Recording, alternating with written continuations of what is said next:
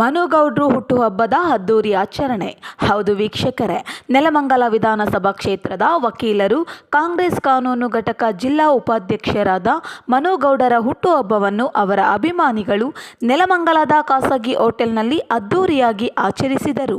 ಹುಟ್ಟುಹಬ್ಬದ ಕಾರ್ಯಕ್ರಮದಲ್ಲಿ ಜಿಲ್ಲಾ ಕಾಂಗ್ರೆಸ್ ಅಧ್ಯಕ್ಷರಾದ CR ಗೌಡ, ಕಾಂಗ್ರೆಸ್ ಮುಖಂಡರಾದ ವಾಸು ಸೇರಿದಂತೆ ಕಾಂಗ್ರೆಸ್ ಪಕ್ಷದ ಮುಖಂಡರು ಅವರ ಅಭಿಮಾನಿಗಳು ಹೂಗುಚ್ಛ ನೀಡಿ ಶುಭ ಹಾರೈಸಿದರು.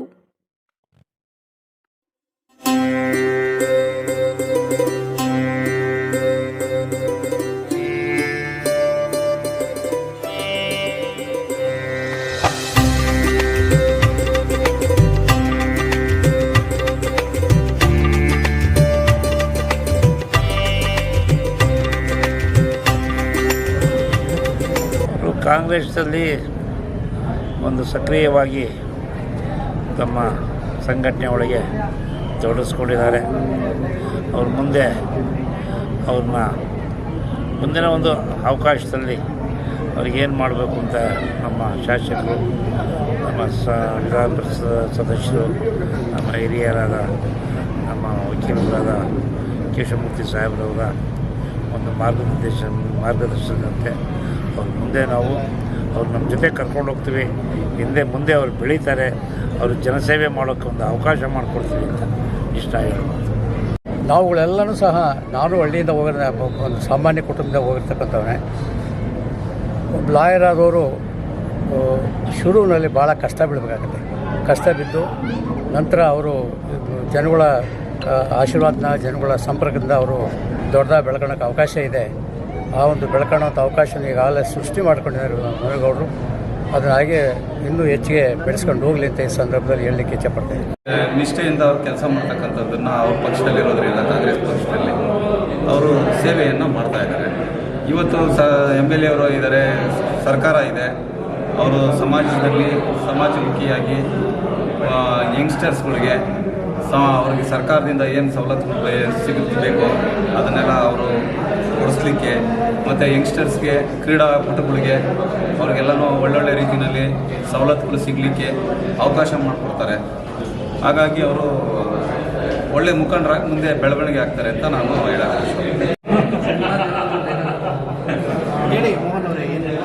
ಇವತ್ತು ನಮ್ಮ ಮನುಗೌಡ ಅವ್ರದ್ದು ಬರ್ತಡೇ, 37 ವರ್ಷ ತುಂಬಿ 38 ವರ್ಷಕ್ಕೆ ಬೆಳೀತಾ ಇದೆ.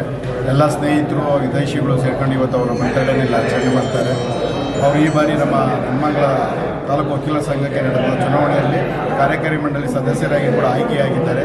ಬೆಂಗಳೂರು ಗ್ರಾಮಾಂತರ ಜಿಲ್ಲಾ ಕಾನೂನು ಘಟಕದ ಕಾಂಗ್ರೆಸ್ ಉಪಾಧ್ಯಕ್ಷರಾಗಿ ಕೂಡ ಸೇವೆಯನ್ನು ಸಲ್ಲಿಸ್ತಾ ಇದ್ದಾರೆ. ಅವರು ನಮ್ಮ ಜನತಾ ಸೆಕ್ರೆಟರಿ ಅವರು ಹೇಳಿದಂಗೆ ಸಮಾಜಮುಖಿಯಾದಂಥ ಕೆಲಸವನ್ನು ಮಾಡ್ತಾ ಇದ್ದಾರೆ, ಸಮಾಜ ಸೇವೆಯನ್ನು ಮಾಡ್ತಾ ಇದ್ದಾರೆ. ಏನೋ ಅವರ ಗ್ರಾಮ ಪಂಚಾಯಿತಿ ವ್ಯಾಪ್ತಿಯಲ್ಲಿ ಶ್ರೀನಿವಾಸಪುರ ಇರ್ಬೋದು, ನೆಲಮಂಗಲ ಕಸ್ಬಾ ಹೋಬಳಿ ಇರ್ಬೋದು, ಸುತ್ತಮುತ್ತಲು ಅನೇಕ ಕಾರ್ಯಕ್ರಮಗಳಲ್ಲಿ ಉತ್ತೇಜನವನ್ನು ಕೊಡ್ತಾ ಇದ್ದಾರೆ.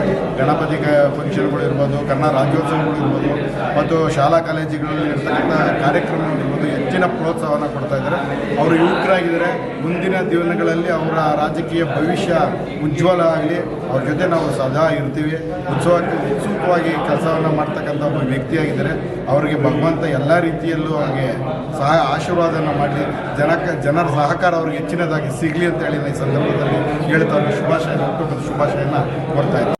ನನ್ನ ಎಲ್ಲ ಸ್ನೇಹಿತರಿಗೆ, ನನ್ನ ಮುಖಂಡ ಬಾಂಧವರಿಗೆ ಮತ್ತು ನನ್ನ ಕುಟುಂಬಸ್ಥರಿಗೆ ಮತ್ತು ನನ್ನ ಇಷ್ಟಪಡೋದೆಲ್ಲ ಎಲ್ಲರೂ ನಮಸ್ಕಾರ ಹೇಳ್ತಾ, ಮೊದಲಿಗೆ ಒಂದು ವಿಚಾರ ಹೇಳ್ಬಿಡ್ತೀನಿ. ನಾನು ತುಂಬ ಬಡತನ ಬೆಳೆದು ನಾವು ನಮ್ಮ ತಂದೆ ಕೃಷಿ ಕೆಲಸ ಮಾಡ್ತಾಯಿದ್ರು.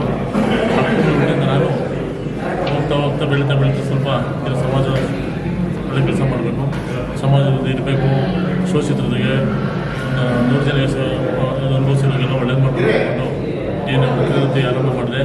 ಆ ದಿಸೆಯಿಂದ ನನಗೇನು ವಕೀಲತೆ ಆರಂಭ ಮಾಡ್ತೇನೆ ಎಲ್ಲ ವಿಚಾರ ನನಗೆ ಗೊತ್ತಾಯಿತು. ಏನು ಮಾಡಬೇಕು, ಏನು ಎತ್ತ, ಯಾರು ಬಡವರು, ಯಾರು ಶ್ರೀಮಂತರು, ಏನು ದೌರ್ಜನ್ಯ ಒಳಗೆ ಹೋಗ್ರೆ ಅನ್ಯಾಯಗಳು ಎಲ್ಲ ಸುಧಾರಣೆ ಮಾಡಬೇಕು ಅಂತ ನಾನು ರಾಜಕೀಯ ಪ್ರವೇಶ ಮಾಡಿದೆ. ನಾನು ರಾಜಕೀಯ ಪ್ರವೇಶ ಮಾಡೋಕ್ಕೆ ನನಗೆ ಉತ್ತೇಜನ ನನ್ನ ಬಡತನವೇ ನನಗೆ ಈ ಮಟ್ಟಕ್ಕೆ ಬಂದಿರೋದು.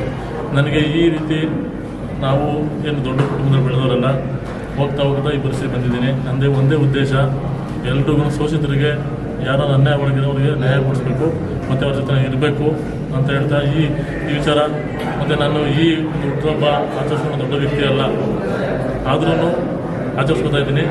ಒಂದೇ ಉದ್ದೇಶ ಏನಂತಂದರೆ ನನಗೆ ನಾನು ಬಡವ್ರ ಮಧ್ಯೆ ಇರಬೇಕು, ಸಮಾಜದಲ್ಲಿ ಉಳಿಸ್ಕೋಬೇಕು, ನನಗಿಂತ ಒಳ್ಳೆ ಕೆಲಸ ಮಾಡಬೇಕು ಅಂತ.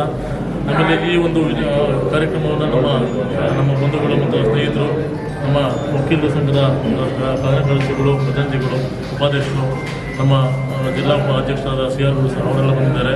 ನನ್ನ ಇಷ್ಟಪಡ್ತಕ್ಕಂಥ ನನ್ನ ಸ್ನೇಹಿತರಿಗೆ ಮತ್ತು ನನ್ನ ಬಂಧು ಬಾಂಧವರಿಗೆ ಎಲ್ರಿಗೂ ನಾನು ತುಂಬ ಆಭಾರಿಯಾಗಿದ್ದೀನಿ. ನಾನು ಈ ಮಟ್ಟಕ್ಕೆ ಬರ್ತೀನಿ ಅಂದ್ಕೊಂಡಿರಲಿಲ್ಲ.